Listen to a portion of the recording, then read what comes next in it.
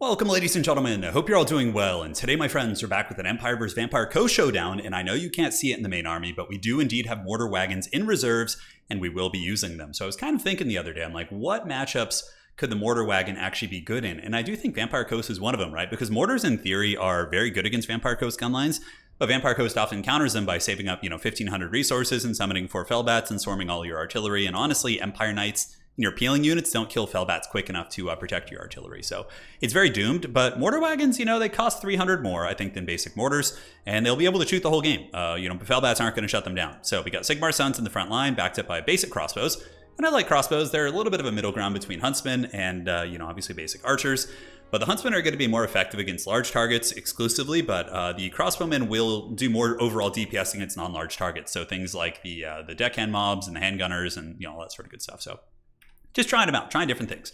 We have a Huntsman General. It's a very expensive build. I have Gotrek in the build as well. So the Huntsman General is very cheap, but I did bring his buff. So he's going to be buffing with fire damage on the crossbows and does also have a slow with the oil flask. Now, Gotrek is here because of big things, right? Vampire Coast can come in with crabs and animated hulks, and Gotrek is just going to be sitting up in the front lines going after anything that's big. So Silver Bullets here, Bright Wizard, and a couple Free Company Militia, which are actually incredibly good against Vampire Coast. They can shoot against all the light armor, they can Vanguard up on points, they do some serious work. So for the army of the great Professor Pone, he's coming in with Slauster on the crab, a bunch of pistol mobs backed up here by Lamprey's Revenge, as well as his Vampire Fleet Captain. So things are going to be getting very, very spicy here as they prepare to push up.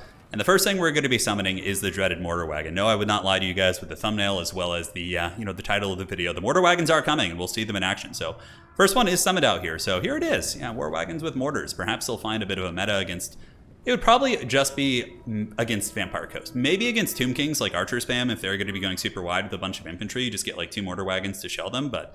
Even still, because Tomb Kings do the same thing. They basically summon a bunch of carrion out, and then they swarm on top of you and shut down your artillery. So it's very, very tough to defend RD against these two factions. You can, like, if you have a bunch of guns and pistoliers and, maybe some nets, you can really defend it, but you have to lean super heavily into doing that. So mortar wagon's going to be coming out immediately. Far side objective is going to be grabbed by some spearmen, so some state troopers are moving over towards objective 3. And now we have to watch the mortars of Sigmar rain some steel faith and gunpowder on these bad boys. So first volley, hey, look at that, a good luck charm. Direct hit, sort of. It does take down only 1 zombie, but does a fair amount of HP damage. So not upset about that. Gotrek standing at the ready. Good to be watching Slauster, making sure she doesn't get too crazy.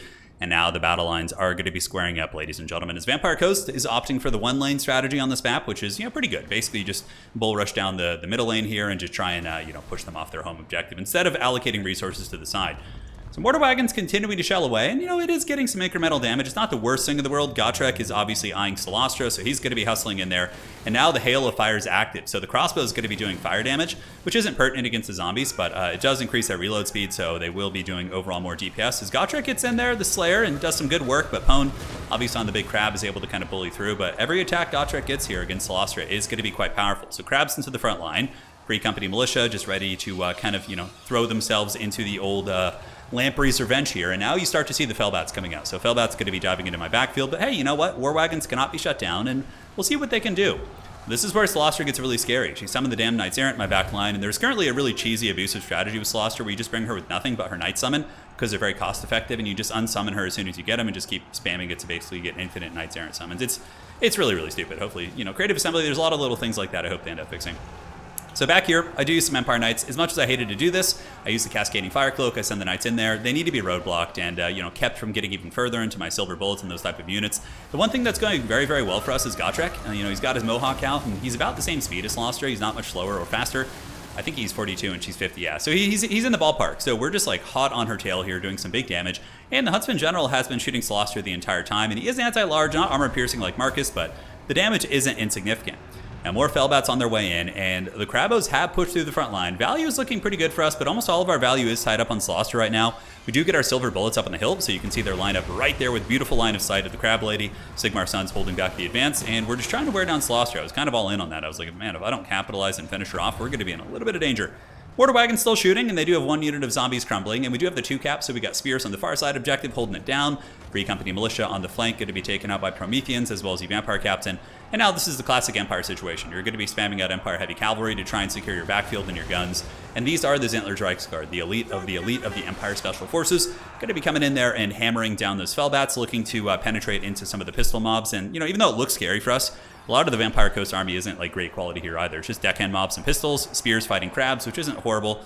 And the mortar wagon, you know, still shooting away. I would wager, yeah, it's got 107 kills right now. Another volley going in right there, and it's doing splash damage, leading those guys to crumbling. And Empire Knights do get a little bit of a surround in the fleet captain there, but they are being shot by pistols, so not the best situation for me. Now, far side, no pressure. Spearman just holding over there. It looks like maybe these rotting Prometheans may be eyeing that side objective. But Solastra has been getting picked apart by this Huntsman General. You can see he has his attack orders. He's got the Hail of Fire, which gives him fire damage. And she is weak to fire, so she's going to be taking an extra 20% from that, or 20 or 22%. Fireball as well for my Firecaster, trying to keep her crumbling there, but it looks like she is going to be stabilizing as now I get my crossbowmen back online. They did rout initially, but now they're going to be pouring fire into these armored crabs, which unfortunately won't do too much damage, but the silver bullets on the high ground will. So Steel Faith and especially Gunpowder here in this game as they tear into these guys, doing big damage into the Lamprey's Revenge, and also the Bright Wizard is trying his best to hold. And check that out, the casket. We did the flammable casket from the Huntsman General. So it actually slows their speed and makes them even weaker to fire damage. So if you're able to kind of augment them with the Hail of Fire at the same time, unfortunately it was off cooldown, but that would have been a pretty cool little combo there.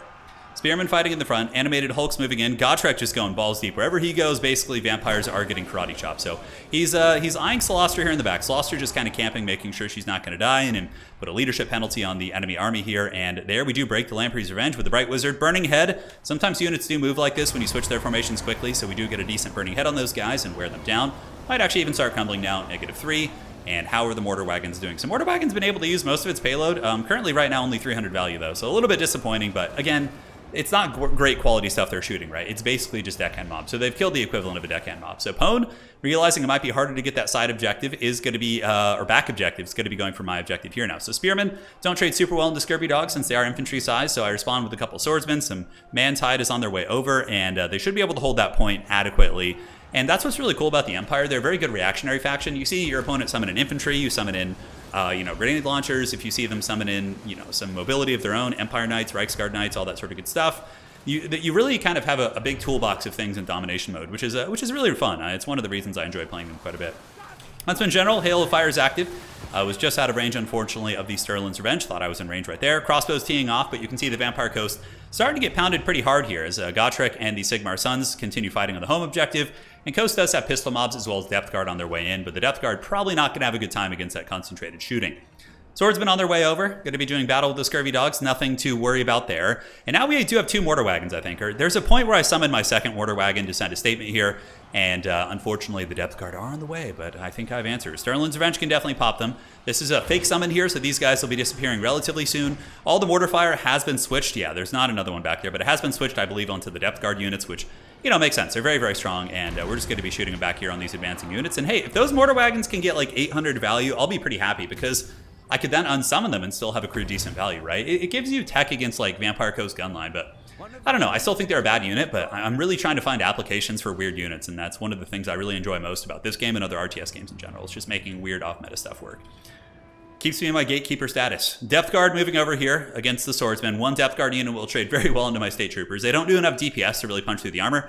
Other Depth Guard getting a little bit close here as we do get a Fireball coming in from the Bright Wizard. Currently 60 models. Let's see how many models this actually takes out. So there's the Fireball. Boom. And it does take out 3 models and does some decent HP damage. And it looks like the Vampire Fleet Captain and the Rotting Promethean Gunnery mobs here might be getting eventually worn down by these silver bullets.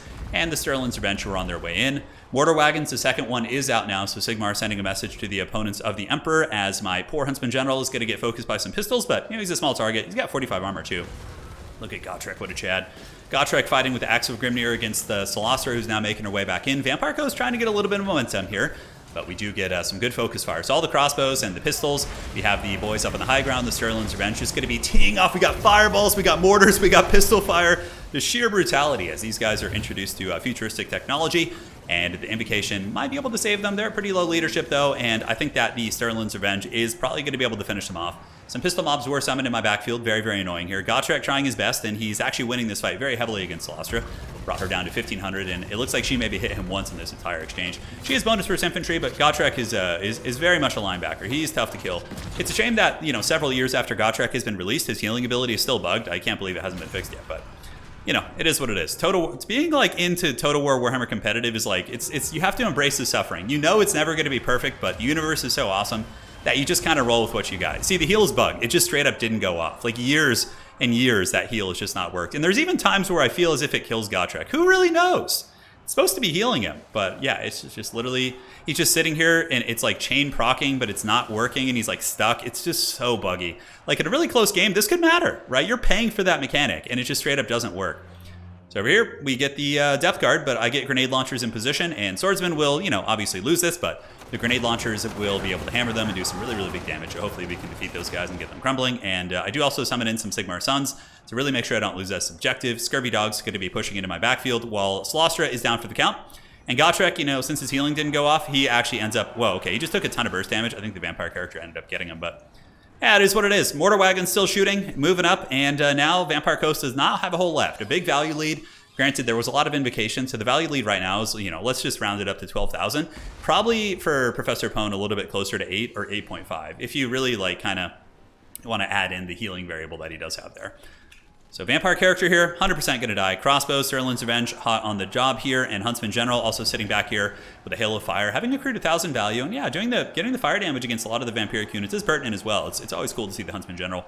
Silver Bullet shooting up into the bats up in the sky as the vampires waddle the last of their units over here. In the backfield, we do have Empire Heavy Cavalry basically doing battle with the Scurvy Dogs. Depth Guard getting worn down by these Haggard State Troopers. The grenade launchers got them low enough to the point where they wouldn't win that fight. And it's basically going to be GG. We're going to see a couple zombies moving up, but yeah, all the important characters are going to die. The dreaded mortar wagons raining hot fire, and you know what? Not bad damage. I think the one mortar wagon that used all of its ammo this game, it got 1,000 value. It did good. I'm happy with it. You know, I'll take that. And yeah, maybe I'll try that in a tournament sometime. You know, Pone and I were doing our classic meta experimentation where we just try weird shit. But overall, yeah, man, I had a lot of fun with the mortar wagon. 1,000, the other one only got 160. It just came out. But yeah, how much do they cost again? I think it's like, yeah, mortar wagons, are they really 1,100? Because basic ones are 850. Mortar wagons, let's double check that in a second. But anyways, yeah, Empire Knights and Reichsguard Knights all did fine. Grenades were solid. Gotrek, 3,000 value. Gotrek carried that game super hard. But yeah, overall, really fun stuff. Hopefully you guys enjoyed that one. And we'll go check the mortar value right now. So at 950, the mortar wagon did indeed pay for itself, which is cool. Happy to see that. You know, it's not going to get crazy value, but I mean, if it had used its full ammo payload against, let's say, like handgun mobs instead of pistol mobs, you know, maybe we're getting somewhere. So I don't know, maybe like attack against Vampire Coast could be. They won't be able to effectively shut it down, but even still, it feels kind of janky, but something I want to experiment with. All right, guys, hopefully you enjoyed this. We'll see you next time, and that is going to be it for today.